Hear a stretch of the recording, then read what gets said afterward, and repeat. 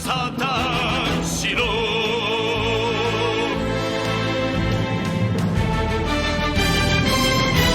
Hello, everybody, and welcome to episode 198 of the Saturn Studs podcast. I'm Kurt, joined once again this week by my esteemed co-hosts. That's right, it is both Peter and Jake. Here together, again at last, for the first time, for the last time, for the first time again, here with the corporate breakfast edition of the cast. That's right, we all went to the breakfast buffet.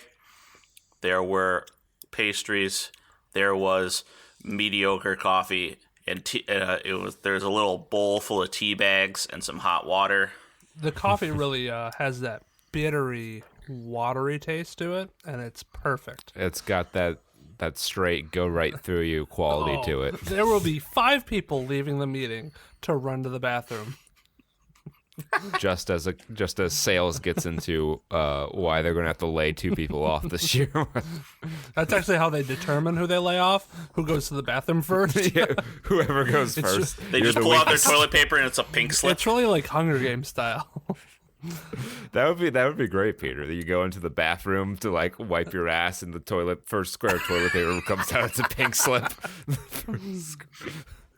Or it's like Russian roulette, and you just start pulling out toilet paper, and there's like a square that's pink, and if you get the pink square, you're fired.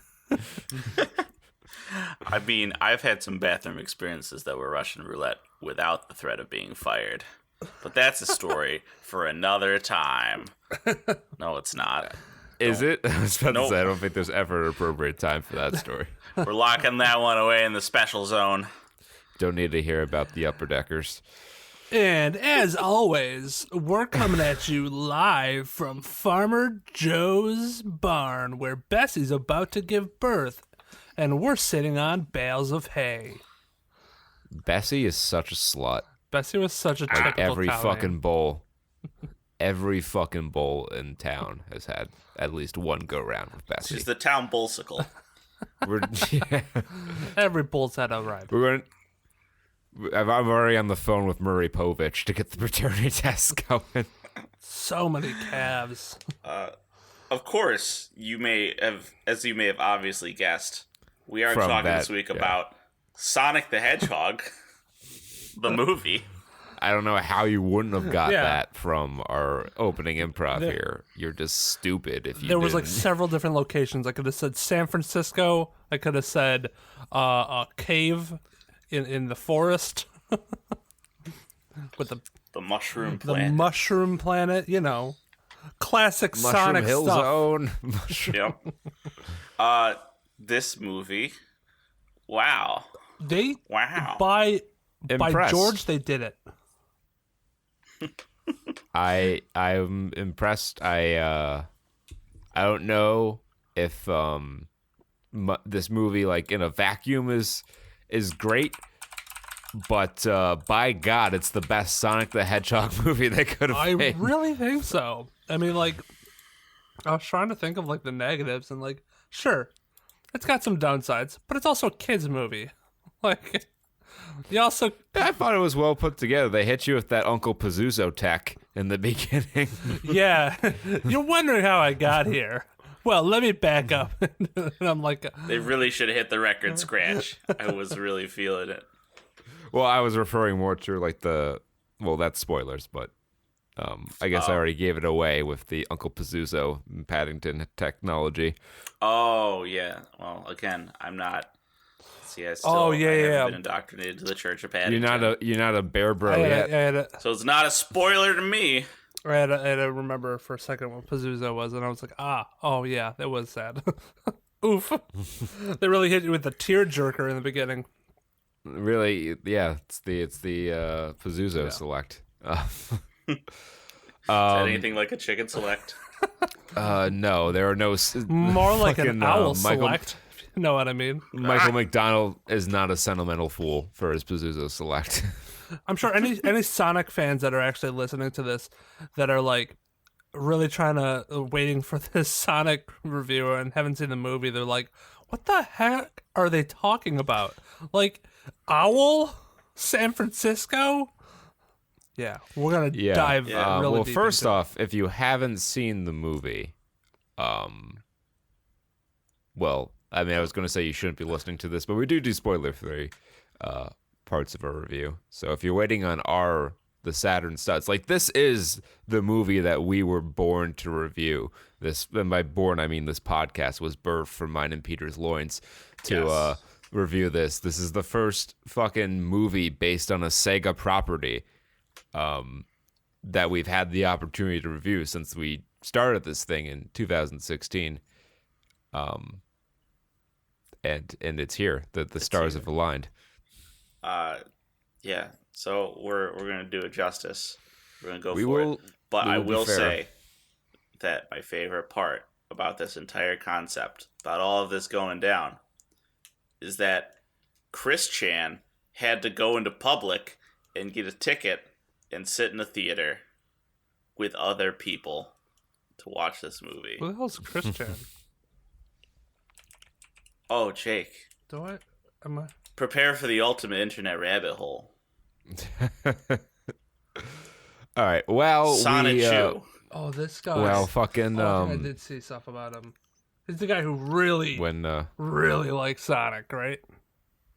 Yup. there is I'll tell the story briefly. No, I'll tell it when we get to the point. Okay. We got other departments to get to. So there's your hook. If you're on the fence about listening to the rest of the episode, gonna hear what my story is. All right, let's talk about some trailers on a segment that we call Tray Watch. Once again, this Yeah. is the Saturn Studs podcast, available on all major podcast platforms. If you like the show, please leave it a good review and subscribe. It helps us grow and reach more young, impressionable minds so that we may corrupt them. Hooray. This week had, in fact, a lot of trailers. I think Yes. they're getting out of their January hangover. They're like, oh, we can start showing actual movies again. The first of which is... Yeah, big old dump of trailers today. Yep. First of which I will throw out as The Green Knight. Yes, The Green Knight, which is based on some work. Sir Sir Gawain. Gawain and the Green Knight. I am not familiar with it. It's an A24 movie. A24 is known to take chances on less conventional properties and stars, and they usually have a pretty good record of success, I'd say. Mhm. And this looks very interesting. It's lovely fantasy knight story, but with actual, like, fantasy monsters.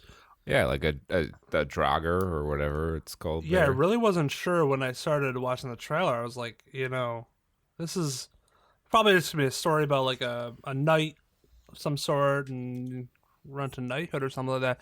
But then, like, once I started seeing like the monster hand come out, and I'm like, oh shit, we're gonna get into like knight adventures, fighting monsters, and maybe Yeah, this is like a high Yeah. fantasy adventure. which I'm really excited for because like Witcher did really well, and that's sort of the same vein, just following a different character. I guess, yeah. Instead of a knight, he's a Witcher. This is following the knight story. It's also fairly stylistic. I would say there's a couple of bold choices they're making. There's small choices, but they're pretty bold, pretty barbecue sauce. Bold. Yeah, I think the a lot of the cinematography in the trailer was highly stylized. Mhm. And it stars Dave Patel, who is apparently the hot thing in Hollywood right now, because he's starring in 2 movies that we have trailers for this week. Yeah. Is that he other in the movie other being- stylistic movie that I want to talk about? I don't You know which one. He is in the Personal History of David Copperfield. That was not what I was talking about. Jake, can you guess the extremely stylistic movie that I'm thinking about that dropped a trailer this The week? French Dispatch. Yeah, he got it. I know. I know you. I know you. You're like, oh, Well- what movie could the French Dispatch be about? I don't know. It's got a thumbnail of some black and white. It's got a boy on the front. It's probably stylistic. It has boy. It is Wes Anderson, model number 387. Yeah, I was about to say I watched this 2020 trailer, edition. and this is definitely a Wes Anderson movie. I didn't even have to like check the director credit. Like, Oh my god! we Like, got you don't even need to have a the minute director into the credit trailer. on there. You can like tell just from like the trailer that this is a Wes Anderson movie. This is definitely. It's got. He's brought his boys back. Bill Murray's back in here. A lot of it's a Wes Anderson movie. It's got a lot of like different stories being told through the framing device of the French Dispatch newsletter, whatever you want to call it. And yeah, it's. How many Wes Anderson movies have you seen? Have I seen? Yeah. One. I feel like I should watch Life them of more. Dogs. I saw Not Grand Life of Budapest Dogs. Hotel. Do we also all see Isle of Dogs? Was No, you two went to see Isle of Dogs. that a Wes okay. Anderson? It was. It was the second foray into yeah. animation after Fantastic Mr. Fox. And remember, he cheesed it out, so he got as the longest animated movie. Yeah, by like 70 seconds.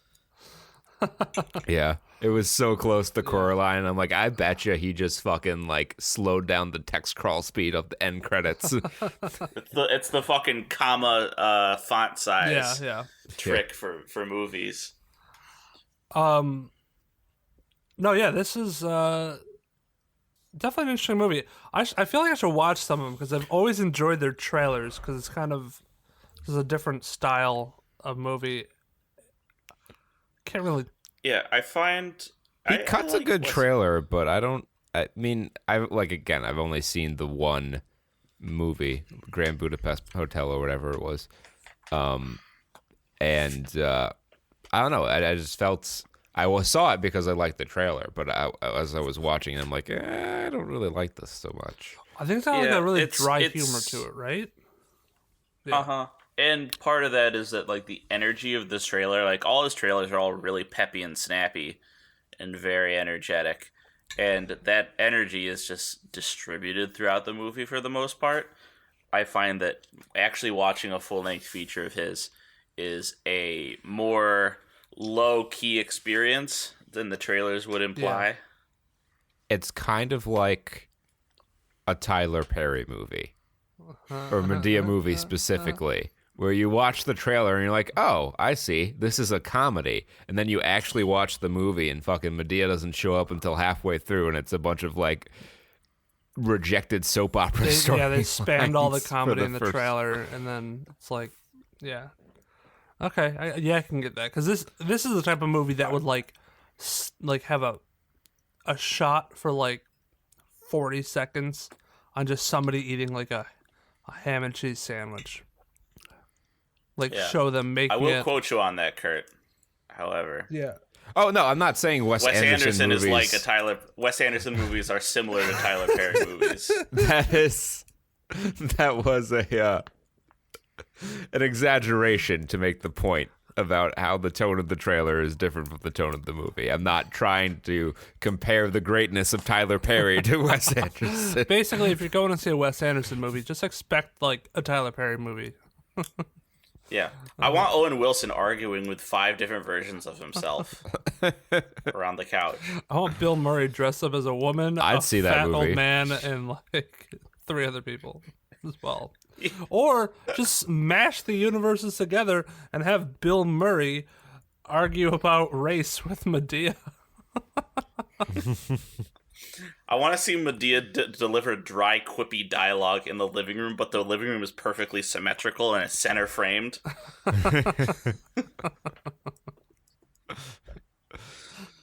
We should try to get what these have we two to done? do a crossover movie. I think we've made something awful. I think we've made something beautiful. I shall call it Adam. Remember when they teased Adam Warlock at the end of Guardians of the Galaxy don't remind 2 me. and then did nothing with it? That still brings back bad memories. So we had another trailer for The Hunt. It's the same trailer that they showed like months ago, but this is somehow trailer 1. Well, I guess because it's the same trailer. They're just trying to remind people that No, it's a movie very that's different coming out. trailer. Is it? Oh, have you been following the Hunt story? No. Oh boy, Saturn Studs Please exclusive. tell us, Jake. Actually, not an exclusive at all. So the Hunt was supposed It to looked come out a very year similar. ago. Right. The Hunt was supposed to come out a year ago. It was like, I don't know, the release date was around the time, or it was coming up real quick, and then there were 2 shootings, one in Texas and then one in Ohio that were like back to back. Oh, I remember thought the you meant shootings. shootings, Like, not film oh, shoots. sorry, yeah, no. Not American No, tragedies. there were 2 American tragedies back to back. It was the American Tragedy Power Hour, and it really sucked for the movie because the movie was portrayed at the time about like the elites killing off like quote deplorables. They actually called them deplorables in the movie, and it was kind of like a dig at when Hillary Clinton called Trump supporters deplorables. Yes, I recall that in the Yeah, first so it took a trailer. weird political vibe, aspect to it, and then all of a sudden all these politicians started getting involved, and Trump even made a big tweet about it, and he said the Hunt coming out was a really bad thing, not good to show the elites killing off just like the average Joe, which is what the movie kind of gave off. The argument's kind of flawed in itself because, like it wasn't the elites killing off people in these shootings. It was the opposite. Was it the grunts or maybe the jackals? Halo reference. Hey. Hey. Hey. But yeah, so people even argue that like the argument wasn't really necessary to begin with. It was just, I think it was a time when Hollywood elites had like a lot of political opinions, and they still do, but like they were very quick on voicing them at the time. Anyways, Don't think that's gone away. fast forward a little bit. They canceled the movie. Universal Pictures apologized. They said now's not the right time to do it, but now is, I guess. I guess. I mean, they're right. I don't think this movie should have ever been canceled. Maybe delayed a little bit, but I don't even think it should be canceled or delayed. But oh well, it was, and now it got all this free press of talking about it, and it's kind of the same mentality that Sonic had. It was so bad. The trailer came out, and it was so bad. People never even saw the movie, and it was delayed to come out. But Sonic was a little bit quicker turnaround, and it was a little bit more divisive kind of decision they had to make. So the movie they're coming out with now is the same movie, they said. They said it was not altered in any way, which is interesting because if you go back and watch the first trailer for The Hunt, it has a completely different tone than this one does. They kind of reveal that it was a joke gone wrong or something like that. And there is still people like getting hunted, but the first trailer was more like straight up like Saw vibes where these people were trapped and getting hunted down by these certain other individuals. So this one has more of like the comedy vibe to it. Yeah, there was more Glenn Howerton in this one, but I guess that was the one difference. I mean, I didn't go back and compare it to the first trailer. I just saw a lot of scenes that I remembered from the first trailer in there. Yeah, and I think they do have still the scenes, but they've changed it and they've added some stuff. a few. They've added several scenes, I believe, that like the whole like you actually thought we were killing people for sport. And then, it was all just a joke or something like that, and it was. It's gonna be interesting to see what it's actually about. But they're even marketing this movie as like the most talked about movie you haven't seen yet, and like quotes from some of the outrage that happened a year ago are like around the posters of it as well. So Oh. they're really, really tapping into that side of the controversy for marketing. Controversy. Yeah, so it'll be interesting to see how it does in the box office because this only cost about 15 mil to make. Which, I mean, Wow. horror comedy, they're cheap. They could just fucking. That's why they could put it on ice. Because all they have to do is fucking microwave that shit and it comes out whenever they want. Yeah, they weren't taking a big L. And License things. they honestly probably thought of it at the time. They were like, if we wait a while till the thing cools down and then come back out with it, it's so much fucking free press. It might have already been profitable because it might have had something like in the Sonic movie here with a obviously paid product placement. Then I'm the sure. Fucking incredibly I love that. Oh, yeah. I love how fucking obnoxiously like shameless it was. Unapologetic. When you're here, you're family. Spoilers, dude.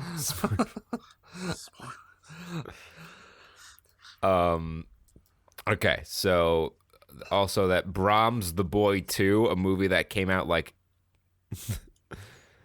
oh, I'm sorry, no. The original came out earlier, but I guess this trailer's been going for a while. Oh, yeah. Yeah, this is where he finds the doll, right? Yeah. Ugh, Yeah. creepy. And it's possible that he's just crazy and nothing's actually haunted. That's what I'm seeing in the comments. That was the premise of the boy one. I remember it was like, take care of the little boy doll. He'll kill you or some shit. But there's his actual son was like in the walls. Yeah, I think that was it. Little rabies child. There's a comment here. Oh boy, Red Letter Media guys are going to be thrilled. It's another guy in the wall movie. Another guy in the wall. Oh, he's probably going to wear the mask. It's going to be creepy. That's why I'm not having kids. I'm adopting a 17-year-old so I can have the joy of adulting and parenting for 1 year, and then I can kick him out of my house. I'm going to adopt dude when he's like 30. Can you like I have a kid, but can you adopt like grandparents? I don't. Because I think mine are probably going to die that- off, and then no, I'm kidding. Die off gives very different connotations from pass on. That's always one thing I've always wondered is like, can you adopt a grandparent? Well, now you've got me thinking about the context of words and how that's my favorite thing. It's like you can't just learn the words of a language to understand it. You got to understand that meaning because, Father, I have sinned has a different, sort of feeling from Daddy, I've been a naughty boy. Yeah. It sure does. With you so far, Peter. What if it was like religion? Everybody, let's pray. Oh, Lord in heaven, hallowed be thy name. Oh, Daddy, I've been a naughty boy. Daddy, for I have been a naughty boy. Forgive me for my uneventful sins. Oh. Blessed be the little fly boys in the sky. We're offending a lot of religious people around. Yeah. I don't think they were listening to begin with. Personal history. Oh, I David... did see. I still believe. I think we talked about this, but it is the. I saw a lot. There are a lot of fucking like weird like things that should already be out sort of trailers. I'm like, didn't this come out like I Spy or My Spy? Remember Dave Bautista? Yeah, like, I thought that it came out. I guess it came. No, it was coming out in May. I remember. God damn! How long did that get? Did the child actors all have to like go back to school and they're like, nah, we'll just wait till next summer break? Yeah, I don't know why they delayed it so much because it is weird because they were running trailers for it in theaters as like far back as November. Yeah. And it still is not yet come out. Yeah. Well, yeah, I still believe, which is it's the family white, like, I'm a girl, and my boyfriend is a hunky music star, and he's so kind and nice, and he will take care of me when I have cancer. And he likes Jesus. That's all it is. That's all we got. It's right there. I know we mentioned it, but yeah, personal history of David Copperfield trailer came out. Yes. That's what I've been trying to get that out for a while. It's not to be confused with the magician David Copperfield. This is based on a Charles Dickens novel. And also not to be confused with the porn name David Copperfield. Yes, less likely that anyone would be confused by that, but important distinction to make. Is that a real porn star? It's gotta no, be. I actually poached David Copperfield from fucking Homestar Runner. Well, I'm sure there's Thanks, a Homestar Runner fan porn star out there Oh God, right around as David Copperfield. porn star comer. I gotta Washington. Nothing so cursed has ever exited from my mouth. I got a Washington Post article about a woman accusing George H.W. Bush of groping a woman. Is that when you search David Copperfield? I think because somebody calls him David. Oh, and get out of here, subscriber login. Ugh. And sucking and making a David Copperfield joke. I think he made that joke. That's just a dad joke. Well, I'm glad I'm on that tier. The amount of people of like my dad's friends who have made that joke to me when they've been like touching me. So it's just, just a dad joke. It's just a ha funny party Yeah, it's time. just a ha funny. You know when your dad's friends come over and they touch you? Your dad's friends come over and you're trying to play Xbox in your room, and then they come into your room and they say, "Hey, I'm David Copperfield," and then he touches you in places that probably are no squares.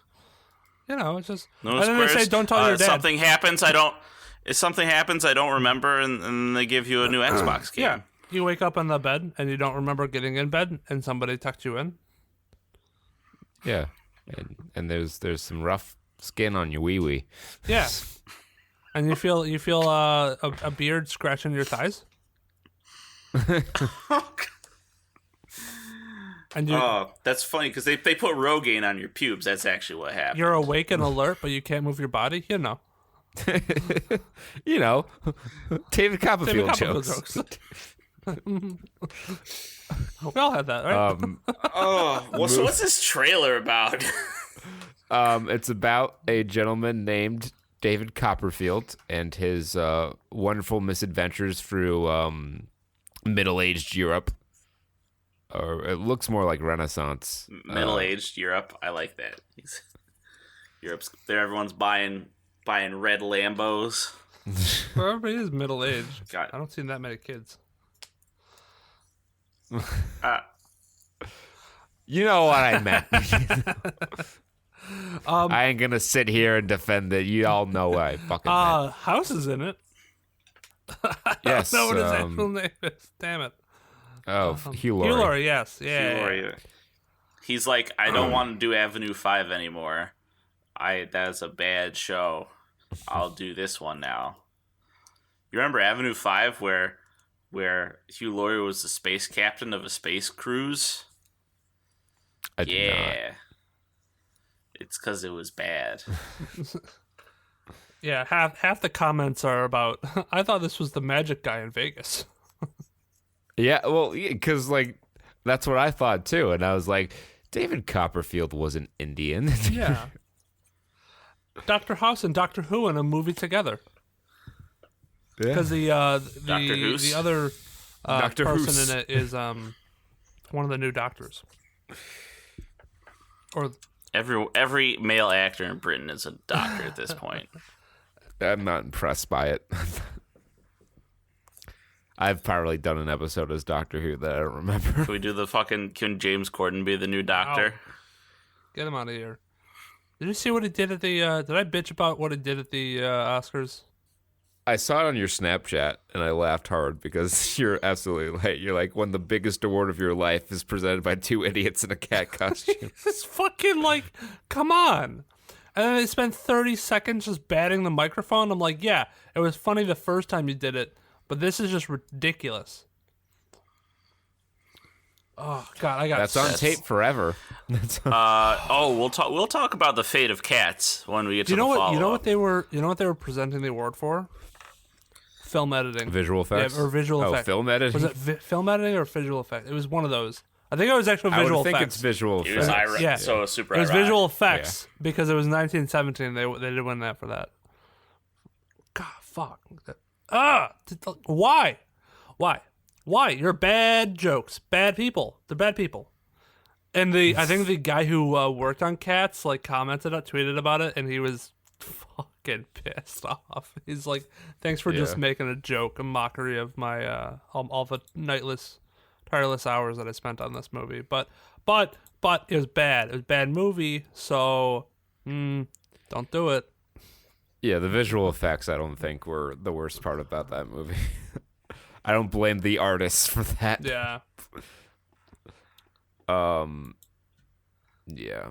Okay. So last trailer I have is called Cutthroat City. It's directed by RZA, and it's a crime drama set in New Orleans 2005. following Hurricane Katrina. Tells you right at the beginning. It's like 2005. Scroll into a hurricane. Oh, is this Hurricane Katrina? Yeah. Katrina. It's a real shoina. Fucking this movie. I watched the Wu-Tang and American Saga, which I believe was also directed by RZA, and it was pretty good. So he's got some chops for it. He's got an eye for it. I don't know if I personally am going to see this movie, but I would not be surprised if it does well with critics. Mm-hmm. I wonder how much it's going to get right. I already saw people on top of buildings saying, "Help us." And I remember that from that tragedy. I need it to cut away to whoever shouted George Bush doesn't care about black people. Okay, so we'll follow up now with the follow-up. And to the surprise of no one, Birds of Prey and the Fantabulous Emancipation of One Harley Quinn, or as it's now known, Harley Quinn Birds of Prey, brought in $42 million, which sounds impressive, but apparently is the worst opening weekend number for a DC movie since Jonah Hex brought in $6 million its opening weekend. Wait, what the fuck is Jonah Hex? Do you not know who the character Jonah Hex is, or are you unaware that there was a movie? Both. I wasn't even sure if Jonah Hex was an actor. I thought you were going to say Jonah Hex in Aquaman or whatever. No, Jonah Hex is a cowboy with some strange powers that were never super well defined. And there was in 2010 they made a Jonah Hex movie. I remember that. Which With everyone thought was a bad idea. Josh Brolin, John Malkovich, Megan Fox. Yes. Didn't he have a and messed they up face? Yeah, he has some scarring on his face, and it brought in a total of $10.9 million in the box office off of a $47 million budget. Oh God. The biggest problem was that you watched the trailer and it was fucking Michael Bay directed this fucking thing, and you're this ain't Jonah Hex. Yeah, and it was Wild West era, so you're what? Are those just barrels of gunpowder exploding? Yeah. It's we don't have C4 back then. Yeah, so I'll put the wiki for the character Jonah Hex into the mix there. Jonah Hex. Hooray. He's in an episode of Batman, the animated series. Yeah, Oh, cool. I kind of remember that. Or maybe it was a Justice League episode that I remember. I remember somebody going back in time. He was also in a Justice League episode when they went back in time to the Old West. Yes. And he meets up with Wonder Woman, and they were shooting bullets at her, and she's like, "Those are the biggest, slowest bullets I've ever seen."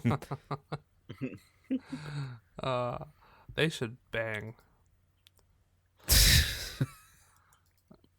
I just feel like whenever a male and a female come on screen in DC, in any of the DC cartoons, I'm like, oh, they're gonna fuck, dude. For all our bitching about Birds of Prey, it managed to bring in $160 million worldwide, so it's now profitable. So we're going to have to deal with more of stuff down the line. Sequel to this, probably. Probably. Bad Boys for Life in number 2, 1917, getting a little bit of a bump from the Oscars. Only down 8.4%, but still number 3. Doolittle falls to number 4. How's that doing? Are we? How? Oh, it's almost made its money back. $163 million worldwide. Well, there are kids. There are a lot of kids in this world, so They've almost made back the production budget. I'm sure that advertising, it's probably going to lose a little money. Yeah. Maybe they'll recover in DVD sales. Even The Room became profitable eventually. Hell yeah. Jumanji: The Next Level down in number 5, actually up from 6 last week. Oh wow. The Gentleman down to number 6. I like that movie. That made $62 million worldwide. Gretel and Hansel. Still don't like it. Down 42%. Should be Hansel. $16 million worldwide. Not a lot. But Parasite jumped from 14th to 8th following its Best Picture win. Plus 68%. Weak box office, though. 170 million worldwide for Parasite, which is the first foreign film to ever win the Academy Award for Best Picture. Yep. It's actually got a little... So good for them. Congratulations to them. Yeah, this actually got a little bit of controversy, which was... Controversy? Yeah, I was kind of interested to see. Because did you see... They really thought that Joker was going to get Best Picture. And... did you see that one guy's rant? I did. I saw a bit of it because it was in a Philip DeFranco show. Bit that was featured on the... Yeah. Okay. They also featured it on the Red Letter Media Review. Yeah, the guy went off on this, and like he made like maybe 1 or 2 good points, but the only good points I can tell from it was probably maybe like the sales that it made and how well it did in the U.S. But I don't know. He didn't even see it, so it's like. It's like he's pulling me. It's like he didn't even see it, and he's like bashing this movie and saying it doesn't deserve Best Picture, and I'm like, and a lot of his points are invalidated because he said that Joker covered a lot of like mental health issues and real issues that are in the thing, and society and the rich and the poor, and apparently that's what Parasite was about does too. it better. Yeah. Well, yeah, that's the whole thing with Parasite. Yeah. But because he never saw it, so he wouldn't know. And it's just like, fuck, dude. Yeah. I wouldn't have. Like Joker as Best Picture. It was a fine movie, but like I didn't even like it as much as some of the other Best Picture noms that I saw. Like I liked it fine, but I wouldn't think it's the best movie of the year. I honestly, this was like one of the weakest crops of Best Picture nominees. I haven't seen Parasite, so maybe it was like the clear slam dunk winner. It fucking killed it in South Korea. Like it. Yeah, it did well here too. Much. No, it didn't. Oh, I mean, I don't know how wide it was, but it only made like about. It's been out for the fucking longest time, so. It made $40 million here as a foreign film. It's been out for 18 weeks. Yeah, it didn't make all that money. There's a lull. Oh, I know. There was a lull. I know. I've been keeping track of it, but it's still like it. He like the guy. This guy's like biggest argument was the fact that Joker just killed it here, and this one box office success isn't pertinent to the Academy Awards. If it were, then whatever movie Marvel shat out that year would win Best Picture every year.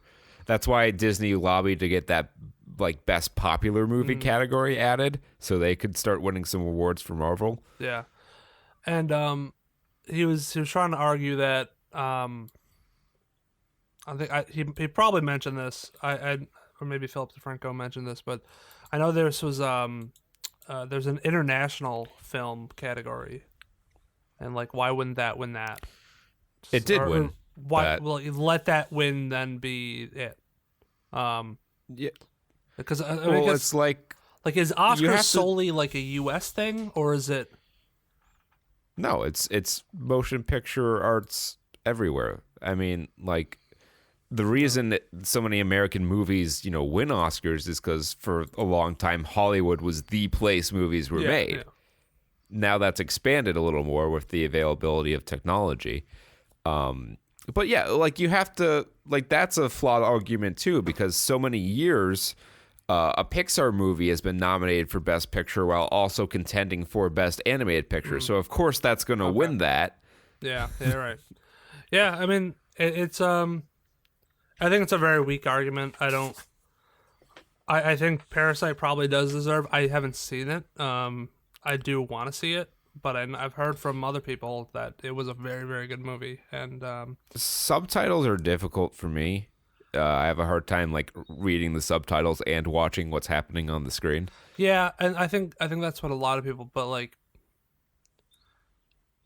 they say it's a small hurdle to get over, but I'm like, well, I want to like know what you're saying and also watch the visual performances, and the effects. Like a lot of people like to put subtle things in there, and how are we going to be able to focus on that if we're having to read, a couple sentences every few seconds? So it's like, Well, it sucks. since we're here talking about it, and I don't have anything better to pick, let's Make it a feature. let's make it our spotlight film for the week here.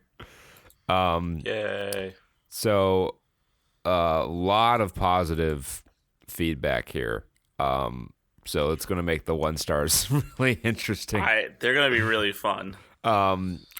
So the most featured review here on IMDb is actually at 10 stars, and it's the title is one of the most thought-provoking films I've ever seen. Submitted on November 5th by TM Capitals. Do you want to see a movie that will have your stomach in knots, anxious during many scenes? Do you want to see a movie that will have you conflicted on who you're rooting for, regardless of your answers? See Parasite. Parasite ticks along quietly until it is booming in your ears. The symbolism varies. Sometimes it is obvious. Bong Joon-ho might as well have the subtitles spell it out, but other times it's more subtle, and you might realize a connection or symbolism days or weeks after. Bong Joon-ho is a master at that. The conversation that it sparks is worth the $13 to $20 it costs to see the film. Parasite has made me think more than most films I've seen. Give it a watch, see it with friends or family, and the dinner table will have a conversation overflowing with opinions and realizations. You know what? I might go see Parasite today. Sounds like a good move. All right, so that's 10 stars. So Jake, do you want to take the 1 star? Yeah, I'll take a 1 star. There's 67 reviews for 1 star. Out of like I think I saw 1,000 or something like that, over 1,000. 1,300. Sorry, there are a lot of reviews. Let's do this one. That's all right. 1 out of 10. The critics and award shows are wrong. This movie is rotten garbage. Main characters are unlikable. The story as it plays out, predictably, is tedious. The characters' lives are not interesting to watch. 36 minutes in, I wondered if something interesting was going to happen. The movie is not funny, and for sure not a thriller. The ending was ridiculous. I wasted my time watching this. But when do the explosions happen, Jake? So Yeah. When's the kind of a shooting thin- scene? Where did the soda go? kind of a thin kind of argument there, where it's not really Michael Bay directing this shit, so it's not keeping his attention. A couple spoiler ones that are. I got one. Here's a good middling review. Too hyped, not too bad. 6 out of 10 by Alhida 88852. Here's how I write a movie the fast way. I asked myself 2 questions. Who am I going to recommend this movie to? And am I going to remember this movie a year from now? That's actually a pretty good criteria.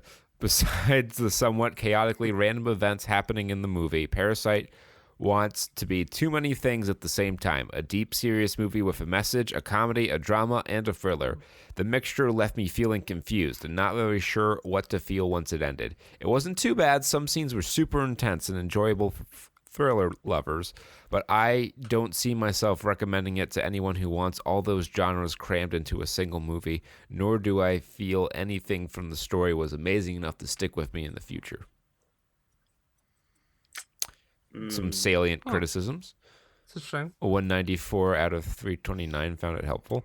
I like the middling reviews because they kind of like, oftentimes they are like the more like, there's more critiques in them. Yeah. Whereas the 1-star reviews is like, this movie sucked. And the 10-star reviews are like, best movie ever. Yeah, the one stars are going to be like all the hate and the people just hopping on that hate train, and all the 10 out of 10 is going to be like, this movie was amazing. Hop on the hype train. But the five middle stars are usually where you get the truth.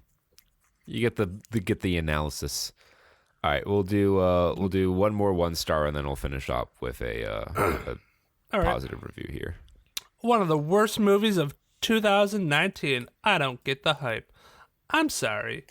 Am I missing something here? Every celebrity, message board poster, and even the former president of the United States, Obama, are saying this was the best movie of the year. Thanks, Obama. Thanks. It's just not good. Why is this being considered one of the best of the year? I'm totally lost. Well, there's therapy, man. I don't know what to tell you. Thanks, Eric Cartman. This is one of the most forgettable movies I have ever seen. To put it bluntly, even Michael Bay's worst Transformers movie is better than this Drek. Okay. I came into this movie thinking it was going to be the next City of God based on the hype. It's actually on the level of a movie on Netflix that I'd spend 5 minutes on before skipping to the next film and clicking thumbs down. Don't waste your time. Trust me on this. I forgot to add, it's very obvious that whoever made this movie ripped off Shameless in many ways. They were definitely inspired by it. Well, I don't know if Shameless is in South Korea, so I don't know. Did he mean City of Gold or City of God? I'm questioning that. Also, several Netflix movies have been like nominated for Best Picture, like Irishman. They had 2, The Irishman and Marriage Story. So this like, year. I don't think saying Netflix, like saying it's a Netflix movie, is necessarily a negative thing at all. You should have anymore. been more specific, like Triple Frontier. Yeah, like a poor, just say a poor movie. It's just a fucking bad movie. There's been worse movies that come out in the actual theaters. Trust us. Yes, we're experts. All right, so here's an 8 out of 10. Why people should watch foreign films. The movie Parasite by Alsij 13706. The movie Parasite is one of many films that reinforce why people should give up the ridiculous thing of not wanting to watch foreign films. People are so scared of subtitles that they are missing out on some of the best films ever made. After 5 minutes of subtitles, you get used to it and don't even realize you're reading. I have ADHD. That is not true in my case. Anyway, back to the movie. Parasite is a fantastic film that really has no set genre, as you will experience a drama, thriller, romance, and horror all in one. Unlike most films, you can actually sympathize with 99% of the characters, even if they are seen as more of a villain. I won't give anything away, but I will say Parasite is a must-watch and one of the best movies of 2019! Exclamation mark. So, I mean, 8.6 on IMDb, and we had to work really hard to find like even middling reviews here. So, I gotta say it looks pretty good. I checked showtimes today. I don't think I'll be able to catch it, but maybe I'll try to see it sometime this weekend because I am interested to see the best picture. I am too. All right. Little Woman in 9th behind Parasite. And Star Wars Episode 9: Rise of Skywalker in 10th, still holding on in the top 10 despite only being in 1,700 theaters. That's pretty crazy. Yeah. Bringing in a respectable $3 million too. Yeah, Not like it's pretty decent. coming in and nothing. So, box office is strong. I think Oscars have definitely helped out with that. I mean, we've got 1917, Parasite, Little Women, just all up there because of definitely got a boost from the Oscars. Yeah. However, Sure. 1917 was like still doing really really hot last week too. Yeah, it's doing pretty well, as far as money goes. I don't know. I mean, I guess it's pretty good, but it just doesn't grab me. 1917. Speaking of, like, I feel like this is more of a me issue, but I feel after Saving Private Ryan, I know this is a different war, but like I feel like I've seen the pinnacle of what this type of war movie can be. And this is like very much a similar plot to Saving Private Ryan. It's a small group trying to running on a mission through enemy territory to save another group of soldiers. It's the broad outline is very similar. Yeah, I don't know. I guess I'm not the biggest fan of like old war movies. There's a couple that I've seen, but it just doesn't grab me. You call it It's not really the 1998 genre for me. old, Jake? Well, there's just not old, but you know what I mean. Movies about war. Oh, okay. Oh, yeah. I Yeah. see what you're saying. No, yeah, Old war wars. movies. Okay. Yeah. I thought you meant like the movies were old, not Oh the no. movies were old. Like I got you. we still got this stuff coming out, and I'm like, we just had like Midway come out, so it's like almost every year there's like another war movie. They were really cashing in that World War I stuff just because it's around the 100-year anniversary. Yeah. So they're just like, let's put them all out now. A lot of World War and I also stuff they came out. cashed in all their World War II. Yeah. In interest. So they're trying to find another one. Next, there'll be the Crimean War coming up next. Korean War. We're going back to 18 whatever. When was the Crimean War? All right, history boys. Crimean War? Let's figure it out. I thought you were saying Korean funny. Yeah. No, the Crimean War. It was the Russians versus the Brits in 1853. What about It was the like- Russo-Japanese War? When are we getting those movies? Yeah. That's when Russia realized, oh shit, we are way behind the times in terms of technology. Napoleonic warfare. I want more of it. I want to All say right. there's an oversimplified Crimean War oversimplified. Let's see. Okay, let's talk about some gaming news. We've got a lot of interesting stories to talk about this week on gaming news, and we'll lead off with a report from Ars Technica that Sony can't build a PS5 for less than $450, which could affect the price. It can either lead to a very high price with low margins on Sony's part, or depending upon how they have to price it to be competitive with Microsoft, lead to Sony taking a large loss on the hardware, which they've done in the past. Infamously, they took a loss on every PS3 sold, but the idea is they'll make it back in software sales. That's been done quite a bit before. But according to this Ars Technica article by Kate Cox, Sony has been unable to get the manufacturing cost of a PlayStation 5 below $450. This according to Bloomberg reports, which may result in some difficulty for the company. As I said, they're playing price chicken with the Xbox Series X right now, so it could possibly delay the anticipated announcement of the PS5 for a few weeks until Microsoft, goes first and announces the price for Xbox Series X. This will all come to a head at E3. Sony is skipping E3 again, but Microsoft is going to be at E3. And that their showcase is going to be centered around the Xbox Series X. So I expect a full reveal of specs and launch title lineup and price from Microsoft at E3. By E3 at the latest. They might come out sooner, but I would expect that E3 is going to be the place that they launch that. So another, 4 months until E3? So it's going to be a long game of chicken. Yeah, it is. Yeah, no leaks. Come on. Yeah.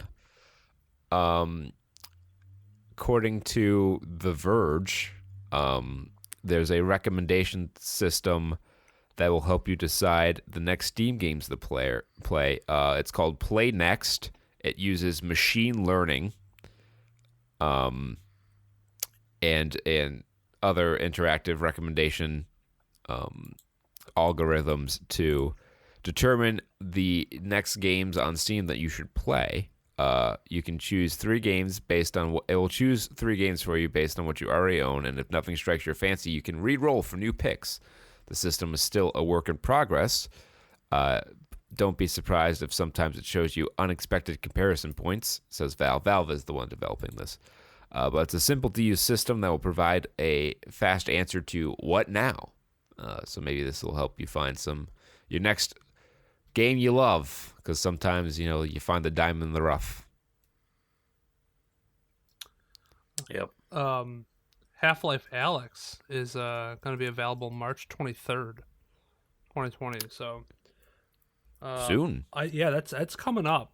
And I haven't been keeping up with the VR system, but it was my understanding that VR was going to be a big aspect of this, and it was kind of going to be launched aside a new VR rig that they were going to come out with. The Valve Index VR rigs, yeah, it's either coming out or has been out for a little bit now.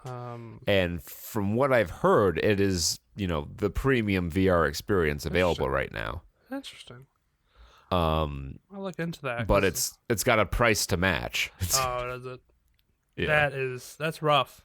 Hey, I mean, maybe streamers and YouTubers, they're going to be the ones who are going to be really going for it, but... And I believe Half-Life Alyx is VR required. You can't play it without a VR setup. That sucks. I don't know that 100% to be true, but I believe that's the case. Okay, so your Valve Index is now available for purchase. Here's the recommended system specs. Windows 10 or SteamOS or some other distribution of Linux. 8+ gigabytes of RAM, a NVIDIA GeForce GTX 970 Plus or greater, or an AMD RX 480 or greater, a dual-core CPU with hyperthreading or better, and USB 3.0 for the headset cameras. $999. Oh my but God. you get a copy of Half-Life Alyx for that. Actually, this might be a low-key, good time to release a game, because everybody's getting their tax returns now. Oh, so that's actually... I'm sorry. The Valve Index VR kit, which comes with the controllers, headset, and 2 base stations with Half-Life Alyx, is $999. The Valve Index headset and controllers is $749, and just the headset is $49.99, and just the controllers are $279. I don't know what you lose by excluding the base station. I would assume you at the very least need the headset and controllers to play the game. Yeah, you would think. Because if you could just use a headset, one, dumb. If you can just use the headset and just look around that way and still use your keyboard and mouse, then fuck yeah. I'm sure half the people will be doing that, but... Okay, so on this bundle here, the headset and controller bundles, it says includes headset controllers and Half-Life Alyx. It requires base stations and PC. So apparently you need the base stations for this fucking thing to work. What is a base station? I have no idea. It's room scale perception with lasers. So it's like the motion tracking, I guess. It's the station where you keep your girlfriend bay. Ooh. Base. Ah. Like all your bases now belong to us, or belong to us.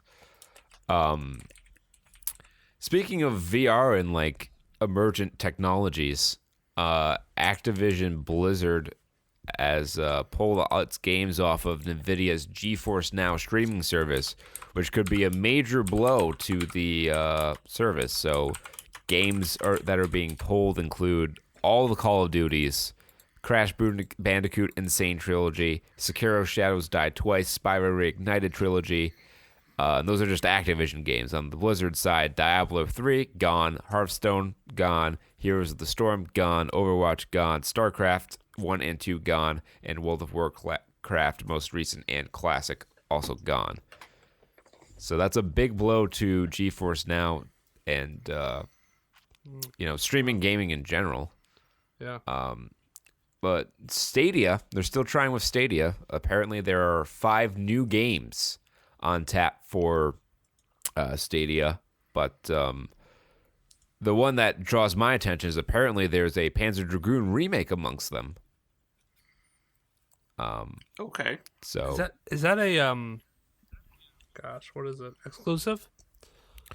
I believe so. What I'm reading here, if I've my reading comprehension,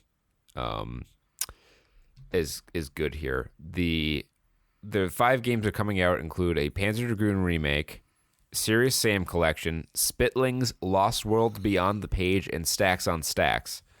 The latter 3 of those are going to be released first on Stadia, so there's a period of exclusivity. Okay. But I believe they will make their way to other platforms. And yes, we will be playing the Panzer Dragoon remake because we've never played a Sega Saturn game on our channel, despite being the Saturn Studs podcast. So that's an issue we will look to rectify. However, there is the reasons for no optimism. So they all look pretty nice, but Stadia could definitely use a shot in the arm, bigger shot in the arm when it comes to new releases. This year, people are excited for several games. Okay, there's nothing immediate about Google Stadia just fucking crumpling and dying, but it is definitely struggling. Yeah, totally. They're gonna need something. I don't think this is. They need yet, something big. Yeah. I don't know if they need like a easier server. Probably what they need need is something. They need a better free. framework. Is what they need. They need a better performing framework. And they really need it to be free. Like all their services to be fully free. Yes, you shouldn't have to pay a fee for Stadia and then have to buy the games on top of that. Like you have to buy the hardware, pay a subscription fee, and buy games. Yeah. Like that's a big ask, and the games don't perform well, from what I hear. Yeah. Or at least they're very, very hit or miss. Like it's also super dependent on your Wi-Fi. So, even with how good the U.S. Wi-Fi is, I mean, we still might not be there yet. It's good in certain parts of the U.S. I know it's like spotty. We're not South Korea here, where everyone has like fucking gigabyte up and down. Not yet. Speaking of Uncle Sam and the government in the U.S. here, the IRS may want to tax your V-Bucks. Yeah. So be careful, Fortnite kiddos. You might have to start doing taxes a little early. So you'll have to start buying your V-Bucks directly from China. Make it a tax. A CNN report has revealed the IRS website specifically cited Fortnite's V-Bucks and Robux from Roblox as digital currencies that could be subject to tax consequences. They've since removed the reference to V-Bucks specifically, but if you can... They kept the Robux. You can see it in the Wayback Machine. So the idea being that since virtual currency like this has a real-world value, that it should be subject to tax. But I don't know... Like tax on buying it, doesn't have, I guess. No, they should tax it because it's like still a currency. But the thing is that it's not a 1-to-1 But it's thing. not like income. Like you don't make V-Bucks, I don't think. No, you I have to don't think buy so. them. So like I guess it's sort of like this is the stupidest thing ever but let me launder my money in V-Bucks. I guess, yeah. Because maybe it's like when you're purchasing V-Bucks, you're not getting taxed. So then you're exchanging the V-Bucks for real money. for a product, which probably skin or whatever, but it's still a product that's not being taxed. So you're getting a product, you're consuming a product without paying a tax on it. Maybe It doesn't make 100% sense. no, Yeah. it doesn't. And So here's the quote. The sale or exchange of virtual currencies or the use of virtual currencies to pay for goods or services or holding virtual currencies as an investment generally has tax consequences that could result in a tax liability. The IRS issued IRS Notice 2014-21, IRB 2014-216 as guidance for individuals and businesses on the tax treatment of transactions using virtual currencies. The IRS also published frequently asked questions on virtual currency transactions for individuals who hold cryptocurrency as a capital asset and are not engaged in trade or business of selling cryptocurrencies. So I don't know I don't know how far this is gonna get. I don't know. they're comparing V-Bucks to cryptocurrency. Yeah, so they lumped in like V-Bucks and Robux in there with Bitcoin. I think Bitcoin is really what they're trying to like get a piece of. Probably. I mean, but then again, like, well, wouldn't a company like, who is it? Epic Games.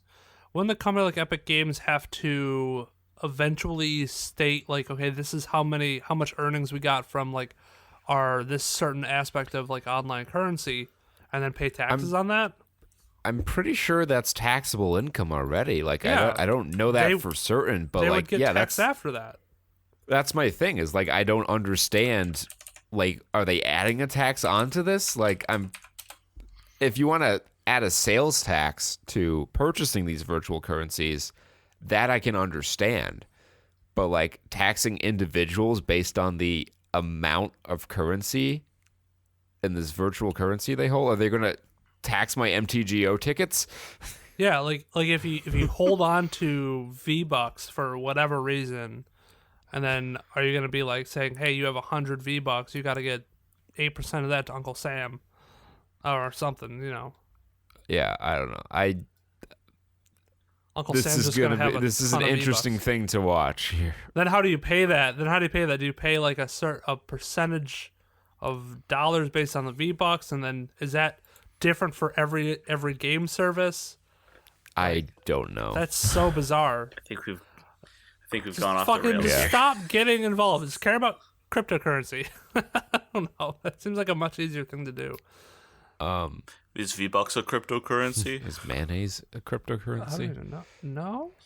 Mayo Mayo bucks. bucks. I mean, Let that's me- an asset. I can put all let me my look up money Mayo into coin. Mayo.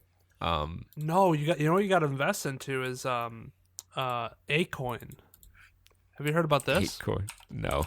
Acoin? So, Akon, the rapper? Oh no. No. So Akon, who does a lot of charity work over in Africa, right. he wants to buy a city, Okay. and he wants to move people in there, and he likens it to Wakanda. He's going to make it all futuristic, and then the currency of that town or city is going to be his own brand of cryptocurrency that he's set up through a third party company or something, and it's going to be called A Coin. Okay. Weird. All right, here's my fucking weird segue on this. I'm going to send you a link to ithacahours.com. I grew up in Ithaca, New York, and So did my cousin. Ithaca's it's extra in that way. And we had our own currency in addition to the dollar. It was called the hour. Okay. I'm reading here. That's interesting. Yes, Ithaca has its own like weird side currency. There's not much more to say about it, but it's just there.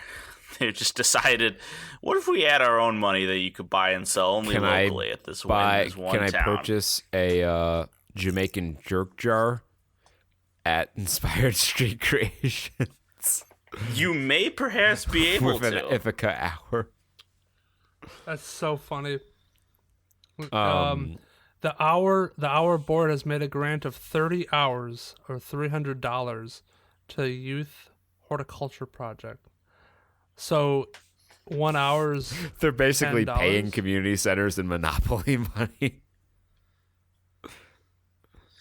They're like, don't worry, this has value. It has value as long as we continue to honor the fact that it has value. I love Ithaca. Ithaca, some people say Ithaca is gorgeous. And that's a joke that Peter will get. We've had since the 60s. Maybe Kurt will get. It's good. I'm somewhat familiar. I'm on the other side of New York. Mostly. My cousin grew up in Ithaca, so I spent a few vacations in Ithaca. Y'all central western New York. Were they a theater student? Did they turn into a theater student? Sports. Oh, okay. Well, that's the other Ithaca thing. Others. He was a football boy.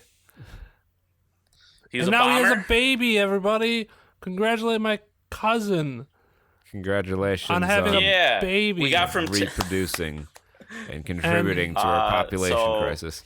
And by the way, before we forget, because he just proposed, happy Valentine's Day, lovers. It was yesterday. Because this is coming out that the was day a thing. after Valentine's Day. But, whatever, man. What's it doing now? Valente's Day. Okay, if I may finish our gaming news roundup. Yes. Other Side Entertainment lays off a bunch of staff, leaving the future of System Shock 3 in doubt. The title was first announced in 2015 and was picked up by Other Side Entertainment in 2017, but they've had to lay off staff due to financial troubles. So now it's doubtful, or it's in doubt as to whether or not System Shock 3 will see the light of day, which would be a sad thing. And lastly, we'll finish on a high note here, with Macs now twice as likely to get infected by adware as PCs. I heard about this story, and I believe part of that, in part, was that I think it was AVG or maybe McAfee started actually scanning for viruses. So it was not like a jump, nothing. It wasn't necessarily all caused by a huge jump in viruses. They may have just been viruses that were there but were not picked up. Yeah. It's sort of like the bullet holes in planes sort of statistics, where it's like not directly intuitive. Right. Well, the reason this is of interest to me is because I call this happening back when Windows Vista was out and Apple was gaining a lot of market share based on the fact that, Macs don't get viruses. I'm like, no, that's not true. It's just there's not a big enough user base for people to bother writing viruses for Macs. But now there is, because every fucking hipster and their mother has a Mac product. So now there's a big enough user base where people are going to start writing viruses for them. Yeah. They aren't naturally virus proof. Yes, that's true. So like it's the same way with Linux. Linux is, you can write a virus for Linux. It's a little more complicated, as I understand, than writing a virus for a Windows machine. But not enough people use Linux, and there's all sorts of different distributions with different like source codes. That it's far more trouble than it's worth. It's like trying to start a fucking pyramid scheme in a madhouse. Yeah. It's just not. You can do it. They'll be receptive, but it's just never going to get anywhere. Never going to get off the ground. Speaking of getting off the ground, Sonic got his feet right on the ground because he was supersonic racing into the theaters and into our hearts. Fucking talk about this movie. I want to talk about this movie. It's great cinematic vision. I think it is. Couldn't Tommy Wiseau be Couldn't in he be this? the voice of Sonic? I want him to be. I want him to be the one to give Sonic encouragement and then sink a Gotta three-pointer go fast. in his platform. He shoes. should have been. He should have been crazy. Crazy Earl. Crazy Earl. The Blue Devil. He's real. I I saw it. him. He real. He big. He make fast. I almost about- catch him last night. How about when he pulled up his artist rendering of what it looked like, and it was It was fucking Sonic. and I Sonic. fucking died in this theater. They had the references. They pulled up the Sanic. The town was called Green Hills, which I Yeah. thought was a little on the nose. Yep. All right. Let's just say it outright. I think, yeah, like you said, Kurt, this was probably the best Sonic movie they could have made. I don't know how they fucking pulled it off, but they struck that balance that every other like kids movie tries. And if you're not the Lego movie, you Yeah. know, you'll fail horribly. It's kind of like the Playmobil movie I think or any of these. the success of this is they didn't try to like adapt the plot of Sonic the Hedgehog into a motion picture, because there's not a lot to Right. work with there. Yeah. They like, okay, we have this character, we can take these elements, we have this lovable character, we can take these elements and like make a different movie that's been proven to work, like the buddy road trip movie, which essentially is what this was. Yeah. Yep. We will take this concept that's been proven to work, we'll plug Sonic into it, we'll take some recognizable elements from his lore for fans and plug them in there, and then it'll be non-important enough to where casual people who don't know a lot about Sonic can still come see and understand everything in this movie, and then we'll just hit the go button on it, and it worked. It'll happen. What's I think the best move they made, just at first glance here, is that they don't fucking go too hard with what Sonic is. They're just like, guys, he's just a fucking alien. He's a hedgehog. All right. He's a hedgehog, and he's a not from hedgehog. here. They do it a little bit like that was a little interest. That was like a little interesting, but also a little weird. I was like, oh no, what are they doing when they show him on Mobius? Yeah. With Long Claw and the fucking echidnas, and I'm like, is that even part of the lore? I thought all the whole civilization died out a gajillion years ago. I So mean, is Longclaw a like canon thing? Probably in the Archie comics. she's so like the plot of Sonic the Hedgehog the video game is, simple. Eggman, uses these animals to power his Eggbot or his Batniks, and Sonic, tries to free them and defeat Eggman. Then you have two separate Saturday morning cartoons based around Sonic. One was like this dark post-apocalyptic fucking nonsense. That was Sonic Underground. Sonic Underground, correct? yes. And then the other was a more lighthearted fucking Sonic show. That's the one with the Yes. penis. Sonic Underground was actually a lot better than it had any right to be, but it's still like a weird jump. And then you have the Archie comics, which are, as varied as comics can be. So possibly Longclaw is a character from one of those that I'm not familiar with, but the echidnas I recognized. Yes. So that was a weird lead in, but they leave it and we're just like, backstory. You don't have to. You can forget about it if you want. Yeah. The important part was he got the rings. Yes, they had the rings, and they explained. So the rings are kind of like a combination of like the goal ring at the end of a Sonic level and like your basic ring that you pick up. Yeah. So they work the rings into the lore to like make it work. Into the mythos of this movie to like explain how he gets to Earth and kind of set up the general prospect of it. And it works. They navigated the waters pretty well, I'd say. They made it. They just kind of had Sonic as a character in their movie, and I think that's the best way they could have done it. Yeah. Yeah. It felt weird to me. Like, it wasn't bad. It was just, when I thought about it, I was like, this is a little odd, was that a lot of the setting of this movie, like, it's a good choice to make Sonic's speed work and to let you do a road trip buddy movie, was that Green Hills is like in Montana, in a tiny town in Montana, and a lot of the aesthetics of this movie were like country vibes. Yeah, it was very much like when I think of Sonic, I think of him at like a disco club with cool shades, not at the biker bar, admittedly also with cool shades.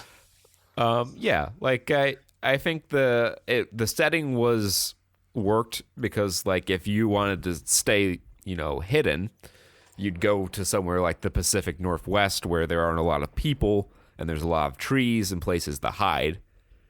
So the setting was logical, I felt, and that was a subtext of the theme of the movie is like this close knit town, where everyone knows each other and they all look out for each other, and it's a close knit community, and that like comes back up at the end of the movie, like it's like an important point. Yeah, and I don't know if that would have worked if they had like set it in San Francisco as well. Mm-hmm.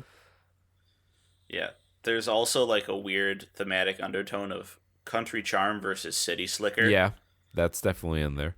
I was like, that's a weird move, but it doesn't not work. Yeah, I mean, like, they don't dip too hard in it because Jim Carrey is, and it's really just fantastic. Jim Carrey's character. It's really just Dr. Robotnik who has that kind of like holier than thou sort of thing, Mm-hmm. and it's not just Country Bumpkin because he does it to the Major when he's first deployed onto the scene. Right. So it's just him being an asshole, which he's the villain, so he's allowed to be an asshole. He just thinks he's superior than literally everybody else. Yeah. And we just get, like, every time he gets punched in the face, like, he gets punched in the face in this a lot. And people are like, oh, shit. There are people in my theater. I purposely chose a packed theater so that I could get as much reactions as possible. Yeah, we saw it. Diane and I saw it in Dolby. And there was a good mix of, like, kids and people our age and maybe even a little older. And so it was truly a film for all ages. Yes. And we got some reactions. Nothing too crazy. Well, one exception. Except for the end. There's one exception in my theater. Well, people popped a little bit at the end. But the biggest exception in my theater was like this really low-key scene. So it's sort of spoilers, but Sonic doesn't have his classic shoes in the beginning of the movie. And there's a point in the movie where a character gives him shoes that are more recognizably Sonic, and this woman next to me, do you guys know the Jigglypuff meme? No, but I remember our theater did pop for that too. They're like, oh, it's the shoes. But there was this girl sitting next to me who's like waving her, just Google Jigglypuff meme, and this girl's like waving her arms just like that.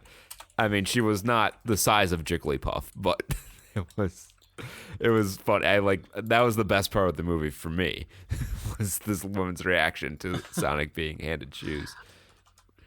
These are not. All right, I'll hunt it. Pictures. I'll hunt it down for you.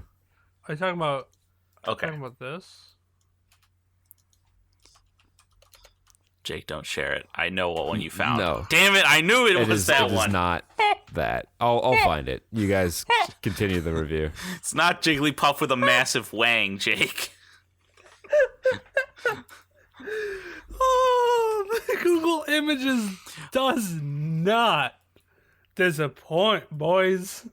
Oh, speaking of inappropriate animal images, we don't see his bare feet. We see an X-ray through his shoes Oh my god, of I his got feet. so nervous, dude. I was like, are we gonna see Sonic Stinky toes? feet? Yeah. Are they gonna make a stinky feet joke? Oh no. All my like worst nightmares for like Sonic memes came out at once, and I'm like, oh my god. all right. I realize why you couldn't find it because I had the wrong name for it. Okay. Yeah, this movie. There's. Jigglypuff. Oh. Actually, that was me. Were you in my theater? Because I went like that when I saw those shoes. Well, you looked very feminine. I went full Jigglypuff. Oh, it's my new glasses. That's what makes me look like that. I see. Hell yeah, though. Yeah, I want Red to talk. shoes, man. Like, yeah, this Red movie, shoes. it worked very well. I thought all the characters were pretty enjoyable. The guy who played Tom has a bright future ahead of him as the guy you cast when you can't get Dave Franco.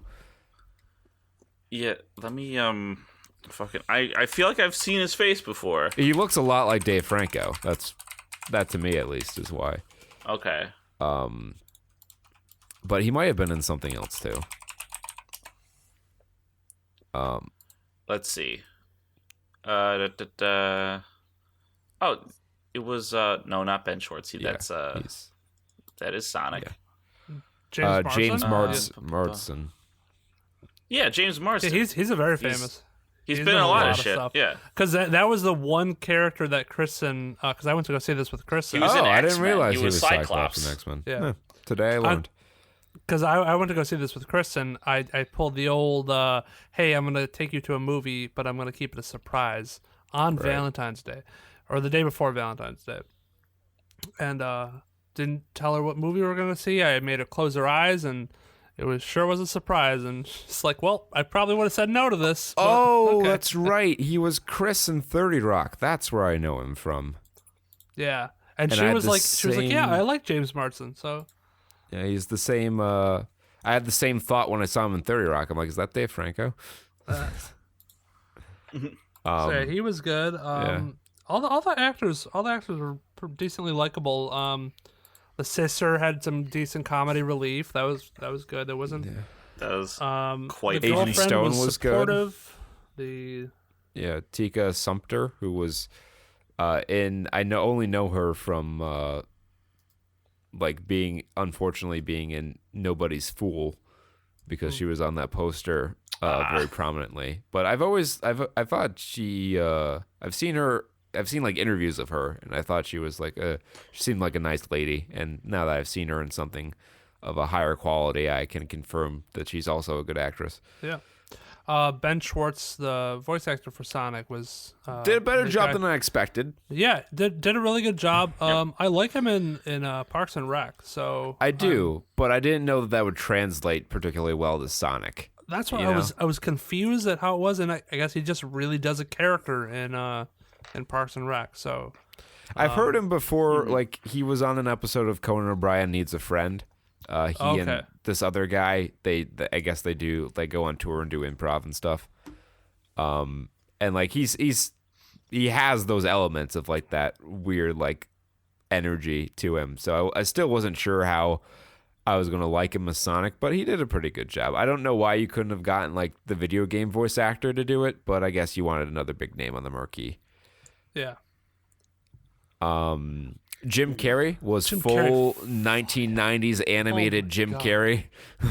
It was amazing. Yeah, I feel like this whole movie was they took the template from like a 90s family film, and it works perfectly here. Oh, such a good job. Such a good job. Yeah, And it's like he was full Ace Ventura in this movie. Watching Jim Carrey go full manic state is like amazing. So there's this I guess we'll just wrap up non-spoilers here. I thought this movie was pretty good for what it was. Is it a great movie? Maybe not, but it's the best Sonic movie they could have made, and I thought it was good. Maybe not great, but good.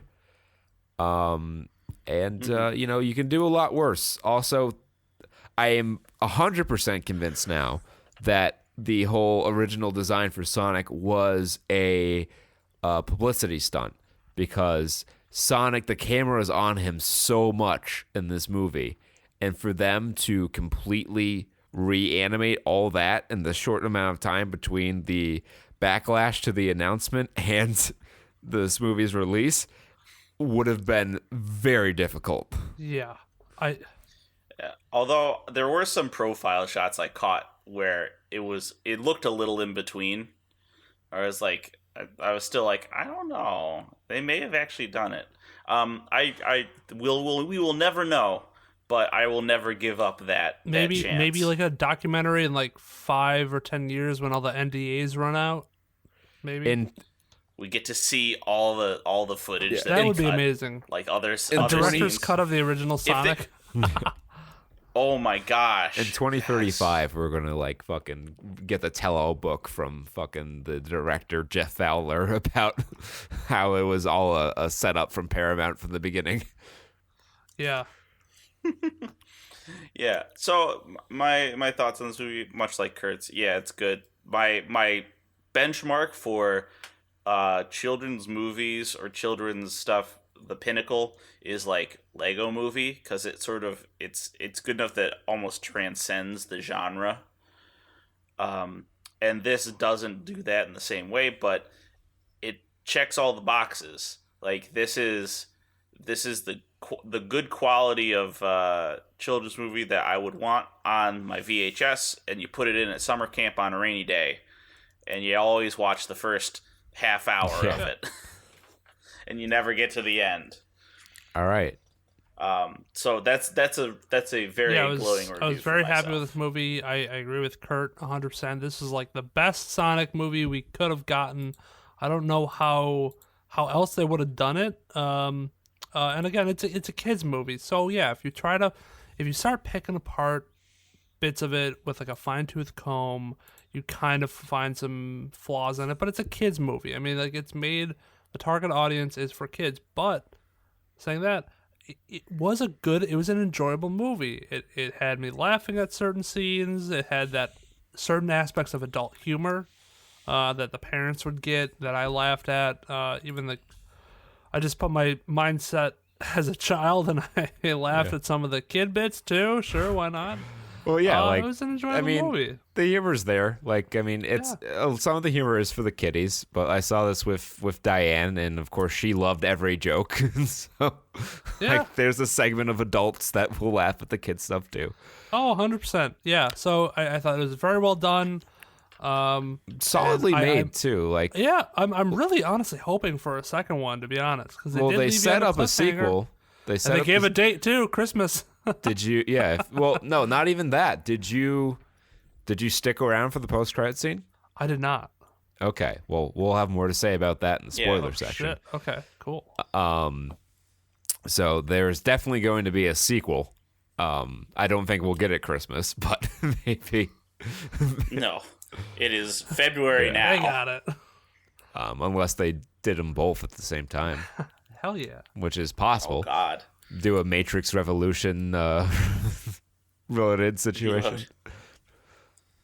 Yeah. All right, so that's. So yeah, I give it a thumbs up. I'll give it a 6.5 out of 10, which on my scale is a pretty good mark. Everyone can fucking watch this movie. I recommend you go see it. I can now say it, not just you're doing your civic duty as a consumer to reward Paramount for listening to fan feedback, but you are now also going to enjoy a movie. Yes. And, we had a little sort of back and forth on this. It's probably one of the Hall of Fame in terms of video game movies. They're like, we're going to take a video game property and make a movie with it.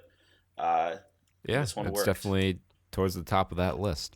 All right, now, if you haven't seen it, we bid you adieu. Please check out SaturnStuds.com for some of our other stuff. But if you have seen the movie, welcome to the spoiler section. We're going to open up the velvet rope here and let you in. We're going to open up a can of Sonic farts. There's a lot of Sonic farting. There was a couple instances of Sonic farting. They didn't do it too much, thankfully. They got the chili dogs in there. They did. Yep. They had to make sure. So I guess we can so the movie opens with Sonic on Mobius and his owl mentor. Little baby Sonic, which still looked a little janky. I think that was based more on the old design. I think they were like, well, it's a baby Sonic. We can just. And he's going to be there for 10 seconds, 10, 15 seconds of screen time. And so they get chased by echidnas, and he gets a bag of rings, and he heads to Earth, and he makes a nice little life for himself on Earth. Yeah. He has a little cave. Well, Longclaw fucking dies. Well, we didn't see it. We don't know for sure. They try to hit you with the Uncle Pastuzo tech, but you're not sure if she's dead or not. And based on the post-credit scene, it's possible that she isn't. Yeah. Okay. Sorry, I just watched the post-credit scene, or at least several stills of it, and fuck yeah. Yeah, people popped. I was like, everyone's like, oh, it's fucking Tails. I thought it would be Knuckles because of the echidnas in the beginning. I'm like, it's going to be Knuckles. He's going to be the antagonist of the next movie, but it's Tails.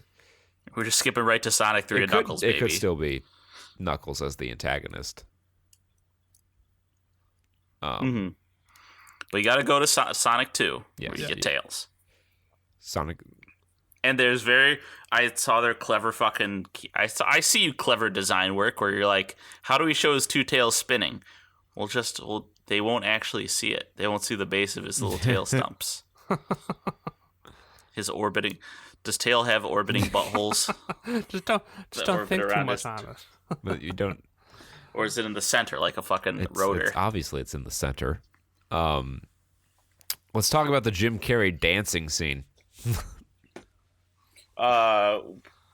The one where he's rebooting the whole, he's extracting. Yeah, he's energy waiting from for Sonic's super quill to compile. Very interesting. He opens up the power goes out, and he opens up that one panel, the circuit breaker, and he flips on Evil Lair, there's Badniks.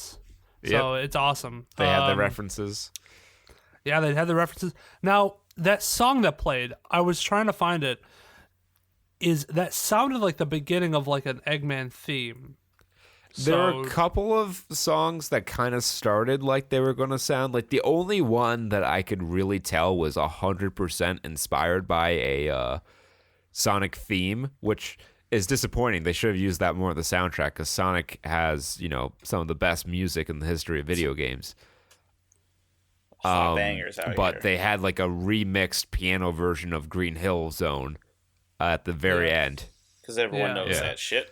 I was hoping that I would heal some chemical plant zone at some point, but I was disappointed. No, I'm not sure. That sounded like a maybe it's OST, but it sounded like a pop song to me. Yeah, at least the beginning. I know they remixed it completely like towards like the middle and everything, but the beginning a little bit had like the chip tunes of like what sounded like could be an Eggman evil theme. So I was like, nice little. I guess that's the Metal Sonic theme, right? The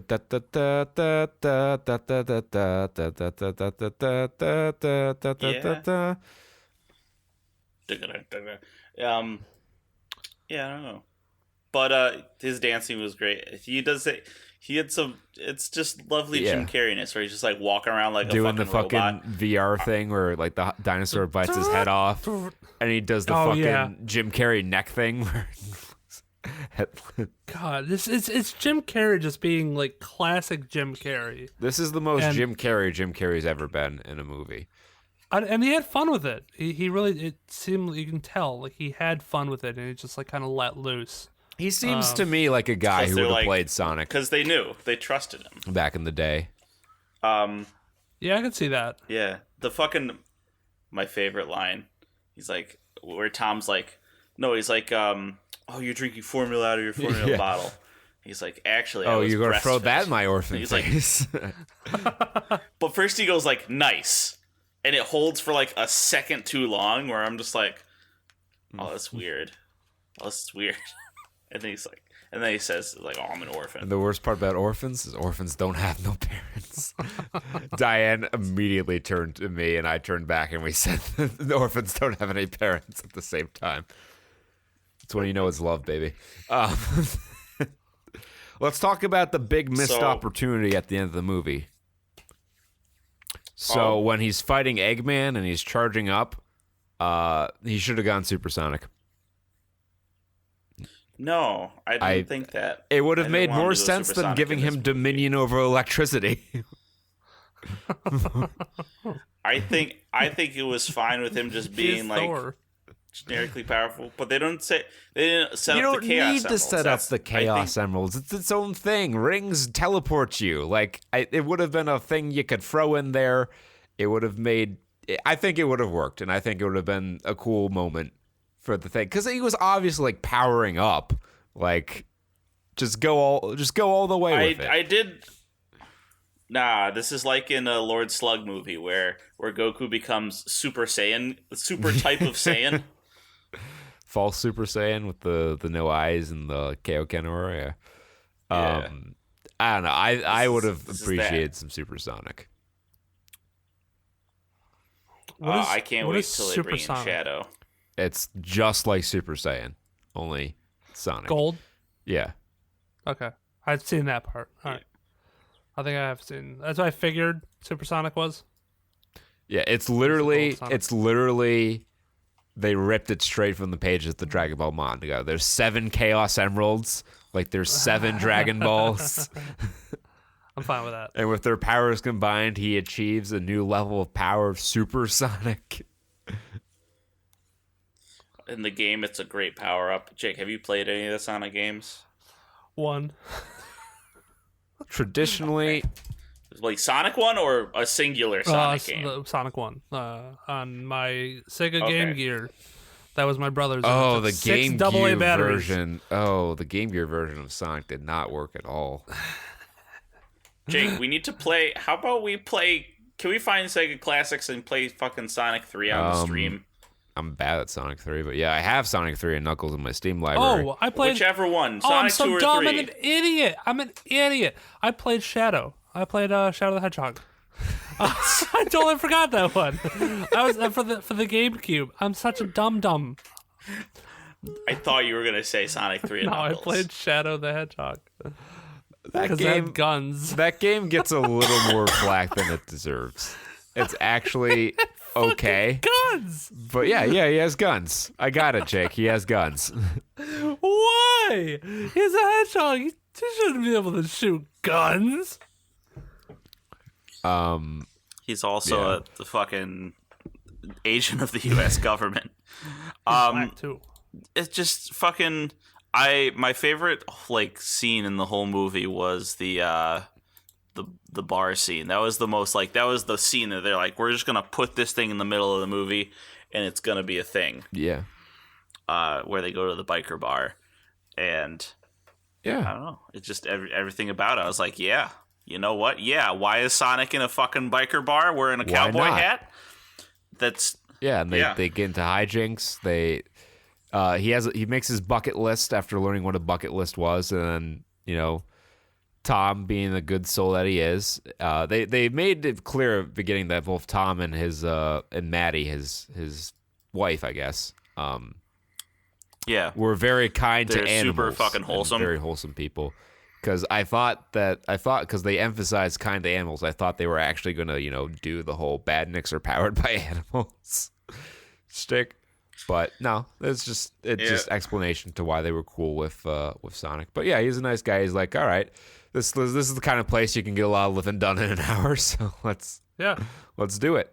And they do it, and they start a bar fight, and that turns out to be on his bucket list. He crosses it off when they're in the hotel room.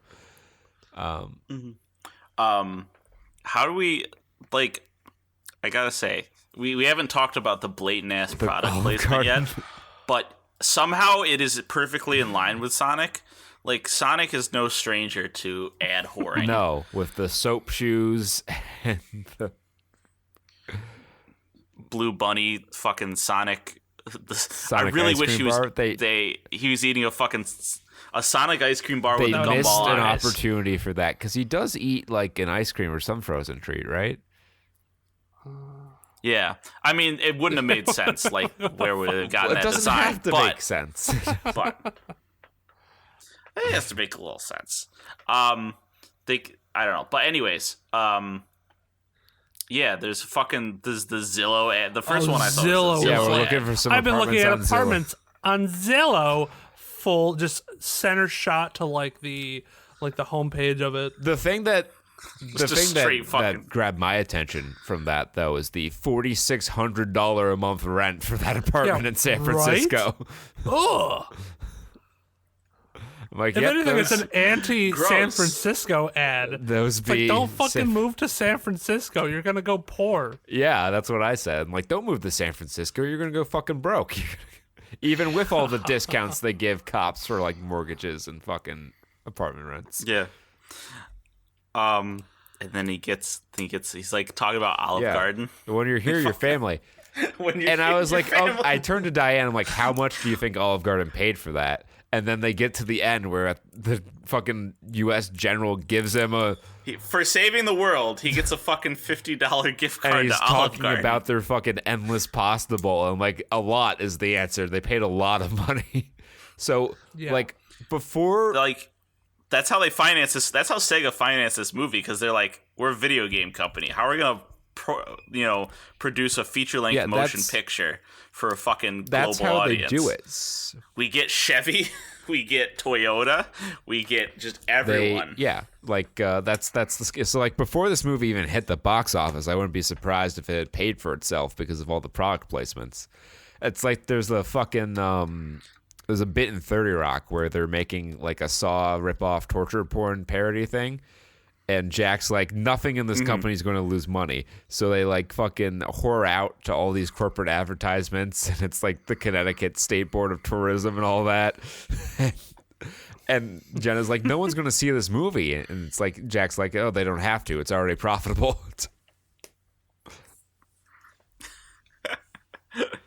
That is very much what this movie is like.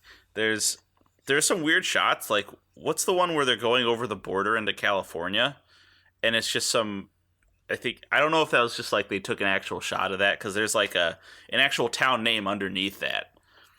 I don't know what that was about. I don't think that was about anything. Maybe it wasn't. Maybe it was. Who knows? The fucking when Sonic's that line still kills when they're bringing Sonic to the top of the Pan America building, and he's in the fucking duffel bag. It is a kid, but it's not my kid.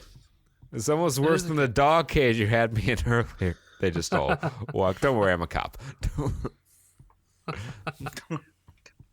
Yeah, that was a pretty good. There was good humor, like, and so when Jake was saying that, like, if you literally focus on things, you can kind of pick it apart. But really, there's not a whole lot that you can like pick at. Like, it's a pretty well constructed movie in terms of like the plot being tonally and logically consistent with itself. Mm-hmm. They felt no need to pull stuff out of their ass. They didn't feel the need to talk about how fucking something was etched on the atomic structure of a Chaos Emerald. Yeah, right. The coordinates to Mobius were etched on the atomic structure of the Chaos Emerald. They didn't. Actually, here, let me throw this out. How does this compare to Detective Pikachu? I enjoyed this more than I enjoyed Detective Pikachu. I think so. Same here. I think they did fine. They did justice to Detective Pikachu too, I think.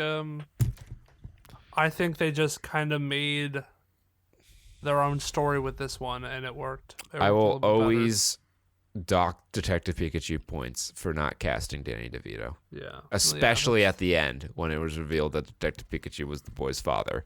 Like, that would have been perfect if it were Danny DeVito. I would have liked it more if it was Danny DeVito, but Ryan Reynolds voicing over Danny DeVito. Yeah. Because I want to pay money to see Ryan Reynolds' voice come out of Danny DeVito. That'd be amazing. Yeah, but no, I think Detective Pikachu was an okay movie, but this I think did it better, or did a video game adaptation better, which brings us maybe to our point of discussion. Was this a video game adaptation? I think it's more of an inspired by sort of situation than an adaptation.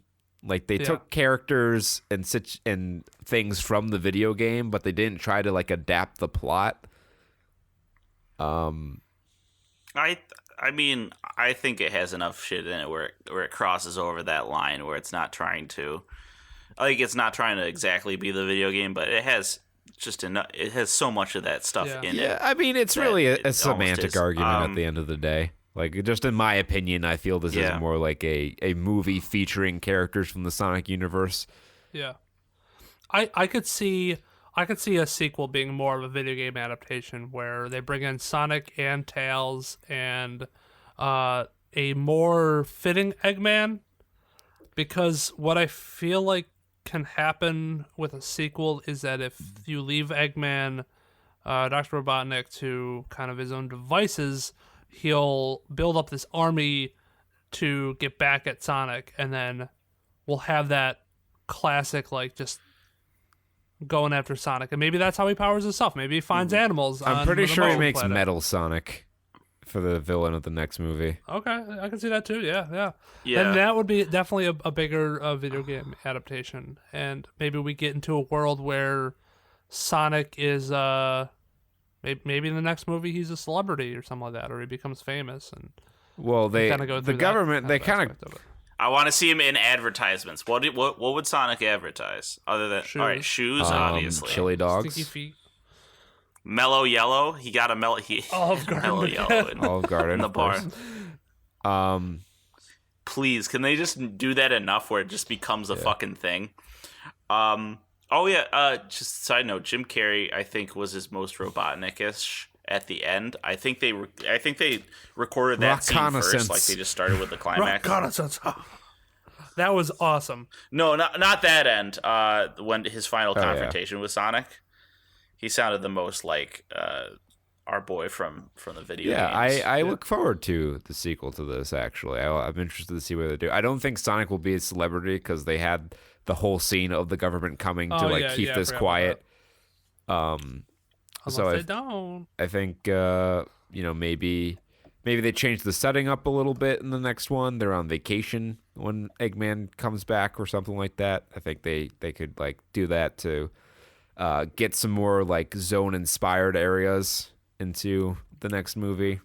Yeah, there's a lot of things I could do, especially with like they're not gonna follow stories from the video game obviously now, so they can really make up whatever they want, and it leaves a lot of room for kind Creativity. of creative discovery.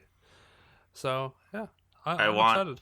all I actually really want is Sonic falling asleep, and he wakes up, and the fucking not Canterbury Tales, but whatever book the Arthurian legends are on falls off as an obscure reference to fucking Sonic and the Black Knight. Oh God. Yeah, Remember those I remember games? I remember the storybook collection. Can we get a Sonic Colors? Yeah, movie? wasn't the plot of Secret Rings? I never finished that game, remember. but the plot of that was some bullshit Sonic made up, so he didn't have to go on a date with secret. Amy. That Or whole maybe game. it was Black Knight. One of the two. Was Well, the other one he was like just asleep Yeah. for. He just like, oh, it was all a fucking dream. But one of them, he's like, yeah, and that's why I couldn't come to you. That's why I couldn't get dinner with you, Amy. So yeah, thumbs up to the Sonic the Hedgehog movie. Definitely can recommend this to everyone now in good conscience and not just as doing your fiscal duty.